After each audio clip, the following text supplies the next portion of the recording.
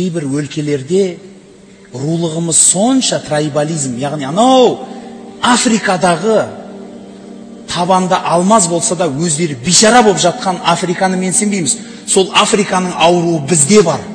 Бір мешітке отырса ақсақалдар, әжептәуір қызметте болған азаматтардың өзі отырып, мынау мешітте пәлен рулы адам болу керек деген кезінде бетіңді ұстайсың. Міне біздің қазақтың ауруы. Міне осы біздің құртымыз, өзімізді жеп баратқан ішіміздегі құртымыз. Ру дейміз. Одан қалса жерге бөлеміз. Чемкенский келді дейміз. Қазақтың қай бұрышына да жау шабатын болса, кім барады о жерге? Бөлінеміз ба со жерде? Айтамыз ба, ой, Алтайға шапты, өскемендіктер өздері қорғабасын деп?